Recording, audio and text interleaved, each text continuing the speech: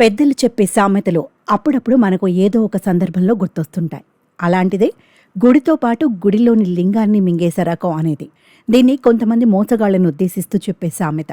అదేదో సామెత, అసలు శివలింగాన్ని ఎవరు మాయం చేస్తారులే అని సాధారణంగా అనుకుంటుంటాం.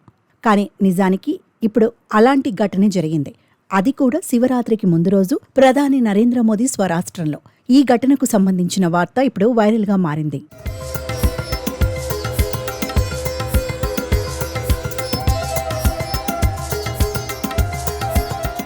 గుజరాత్ రాష్ట్రం ద్వారకా జిల్లాలో అరేబియా సముద్రం ఒడ్డున శ్రీ బిద్బంజన్ భవానీశ్వర్ మహాదేవ్ ఆలయం ఉంది. పురాతన ఆలయం కావడం, సముద్ర ఒడ్డున ఉండటంతో అక్కడికి భక్తులు రోజు పెద్ద ఎత్తున వస్తుంటారు. మహాదేవుణ్ణి దర్శించుకుని ప్రత్యేక పూజలు చేసి అనంతరం సముద్ర తీరాన సేద తీరుతుంటారు. అయితే శివరాత్రి సందర్భంగా ఆలయ అధికారులు పెద్ద ఎత్తున ఏర్పాట్లు చేశారు. ఆలయాన్ని శుద్ధి చేసి స్వామివారిని అలంకరించారు. అనంతరం గుడికి తాళాలు వేసి వెళ్లిపారు. శివరాత్రి సందర్భంగా పూజలు చేసేందుకు తెల్లవారుజామున పూజారి సహా భక్తులు పెద్ద ఎత్తున ఆలయం వద్దకు వెళ్లారు. అయితే అక్కడ కనిపించిన దృశ్యాలు చూసి వారంతా అవాక్కయ్యారు. ఆలయానికి వెళ్లిన పూజారి తలుపులు తీసి గర్భగుడిలోకి వెళ్లారు. అక్కడ శివలింగం లేకపోవడంతో షాక్కు గురయ్యారు. పూజారితో పాటు భక్తులు దిగ్భ్రాంతికి లోనయ్యారు.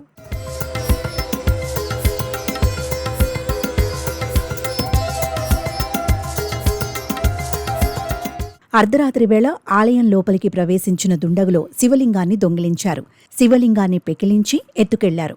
అప్రమత్తమైన పూజారి సమాచారాన్ని వెంటనే దేవాదాయ శాఖ అధికారులు పోలీసులకు అందించారు. హుటాహుటిన అక్కడికి చేరుకున్న ఆలయ అధికారులు స్కూబా డ్రైవర్ల సహాయంతో సముద్రంలో గాలింపు చర్యలు చేపట్టారు. దొంగిలించిన శివుడి ప్రతిమను నీటిలో పడేశారా లేక పడవ గుండా ఎక్కడికైనా తరలించారా అనే కోణంలో దర్యాప్తు చేస్తున్నారు. కాగా భారతదేశానికి చెందిన అనేక పురాతన విలువైన విగ్రహాలు తరచూ చోరీలకు గురవుతున్నాయి. వాటిని దొంగిలిస్తున్న కేటుగాళ్లు విదేశాలకు లక్షలు కోట్లకు అమ్మేస్తున్నారు. ఏళ్ల తర్వాత ఈ విగ్రహాలు ఇతర దేశాల్లో ప్రత్యక్షమవుతున్నాయి.